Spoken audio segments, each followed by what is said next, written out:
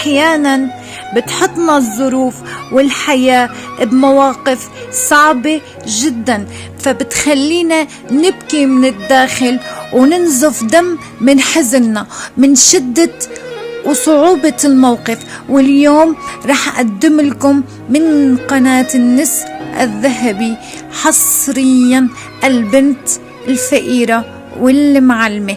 بس بتمنى منكم قبل ما بلش يا ريت يلي ما اشترك بالقناة يشترك، واهم شي ما تنسوا تفعلوا زر الجرس ليوصلكم كل جديد.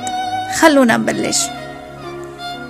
كان في بنت صغيرة طفلة كل يوم بتروح على المدرسة الصبح، فهيدي البنت راحت على المدرسة، فاتت المعلمة، طبعا سلمت على البنات، سلمت على التلاميذ، طلعت بالصف وهي المعلمة كتير مبسوطة وعم تسلم على الأطفال وتحكي معهم وتسايرهم. فهي وعم تسلم على الأطفال لفتت نظرها بنت صغيرة كانت نايمة ومو حاسة عالدنيا ولا عارفة هي وين أساسا. من كتر ما نايمة تنادي لها فزي انه قومي اتفيقها، ما تحس البنت. فحست بعدين البنت وفزت، فقالت لها انه انتي اكتر من مرة كل ما فوت انا على الصف لاقيكي نايمة، شو قصتك؟ ليش دوم عم لاقيكي نايمة بالحصة تبعي؟ فطلعت فيها وقالت لها والله انه انا تعبانة وبدي ارتاح. البنت الصغيرة للمعلمة، فهيدي البنت الصغيرة كان راسها عم يجحها، فقالت لها بتمنى منك انه ما تنعاد، يعني انه انتي بالمدرسة نامي بالبيت منيح. قالت لها ما عم تنامي يعني انتي بالبيت؟ قالت لها بلا انا ساعة بنام. قالت لها طيب ليش انه انتي عم تجي تنامي بالمدرسة؟ فهيدي البنت ما حكت شي، قالت لها خلص انسى انه ما بقى تنعاد ورح نام بالبيت منيح وارتاح واجي على المدرسة. فالأنسة كملت مع الطلاب وكملت حصتها، وصار وقت الفرصة لحتى تطلع البنت والأطفال على الفرصة حتى ياكلوا ويغيروا جو ويرجعوا على صفهم. فطلعوا الطلاب كلهم إلا هيدي البنت يلي كانت نايمة ما حسنت تطلع على الفرصة. فأول ما فزت بدها تقوم من المقعد داخت البنت ووقعت على الأرض وما عاد حست عالدنيا. فاجت المعلمة واجوا المعلمات وهن يصحوها ويكتوا لها مي كرمال انه تفيق وتحس. فهن المعلمات خافوا عليها انه كرمال انه بنت صغيرة يعني ما حاسة عالدنيا، فززوها وكتوا لها مي وحطوا لها برفان حتى انه قدرت البنت تفز. فقالت لها المعلمة اكلتي؟ طلعت فيها البنت الصغيرة وقالت لها لا.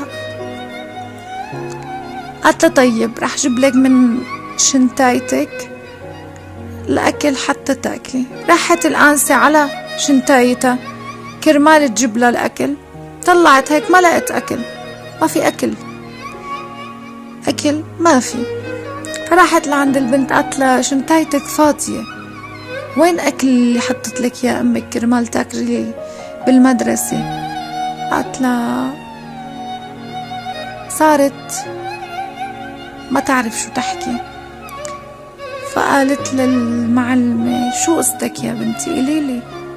قالت لها أنا صلي أكتر من يومين ما عم باكل ولا بعرف شو هو الأكل، لهيك أنا موجوعة وتعبانة ولا عم بحس ولا عم عارفة وين أنا. قالت لها طيب ليش ما عم تاكلي؟ شو قصتك؟ قالت لها نحن ما عنا أكل بالبيت، نحن فقراء، ما عندي شي إني أقدر أكله. فهون المعلمة كتير زعلت على وضع البنت الصغيرة وصارت تبكي، والمعلمات صاروا يبكوا معها إنه بنت صغيرة ما بتعرف شي ولا عارفة شي، هي بنت بدها تلعب، بدها تنطوط، بدها تشوف حياتها، بدها تكبر. دغري راحت المعلمة وجابت لها أكل، قالت لها كيلي وصحصحتها وخسلت لها وشها، والبنت ردلها الروح، رجعت تلعب وصارت تنطوط وانبسطت كتير. ورغم هيك قالت لها هي أكل حطيهم ومشان ما تضلك جوعانة، كلي واشربي وخليكي مبسوطة، وكل ما بدك شي قليلي أنا بجيبلك إياه. قام البنت من كتر ما قلبها طيب، الطفلة الأكل اللي عطتها إياه المعلمة اجت وحملته وخبته بالشنطة. طلعت فيها هيك المعلمة، قالت لها ليش خبيتي الأكل؟ قالت لها أمي وأبي جوعانين، أمي وأبي كمان ما معهم يشتروا أكل، لهيك أنا بدي طعمي أمي وأبي. فصارت تبكي المعلمة أكتر وأكتر على وضعهم وعلى الشي اللي هن قاعدين فيه. أحيانا الإنسان قد ما كان فقير ما بيبين على حاله الفقر، لأنه هو بيكون عزيز النفس. أحيانا في فقراء ما بيقدروا يقولوا إنه نحن جوعانين، إنه نحن بدنا ناكل، أو إنه نحن بعازة شي، لأنه هن بيكونوا فعلا شبعانين وأكتر من شبعانين. فالفقير أحيانا بيكون هو أغنى الأغنياء، وهو مكتفي بالكلمة الحلوة والكلمة المنيحة. فأحيانا نحن موضوعنا إنه الفقير قد ما كان ما معه ياكل بتضل عنده عزة نفس، وما بيطلب الأكل ولا بيزعج حدا ولا بيقول لحدا إنه أنا جوعان. قد ما صار معه وقد ما هو تعرض لشي بحياته كان صعب. أحيانا الفقير قد ما وصل لمرحلة إنه هو تعبان وبحاجة إنه لشي يمده بالحياة، ما بيقول إنه أنا تعبان، لا بالعكس بيقول إنه أنا مبسوط وكتير، وما حدا بيحس بوجعه للفقير. فقد ما كنا وقد ما صرنا، حلو الإنسان إنه يحس بالشخص الآخر، حتى لو ما كنت انت قادر انك تساعد الفقير او انك تكون واقف مع الفقير. حلو انك تحس فيه وتوقف معه بنفس الوقت، واذا كان محتاج اي شيء انك تساعده ولو انه كان شيء رمزي، لانه الفقير كتير قد ما كان فقير تبقى نفسه عزيزة عليه. ما تفكروا انه في فقير بيكون ما عنده عزة نفس، الفقير كتير عنده عزة نفس وبشكل. فالجوع ما نو عيب وما نو حرام، ونحن بنكون فعلا كتير منحس بغيرنا لو ما منساعد الفقير ومنوقف معه ومنطبطب عليه، لأنه الفقير بضله فقير لله. فنحن لما منساعد أي إنسان هيدا الشي كله بيرجع لنا، وكله نحن مناخد ثوابه وبنوقف.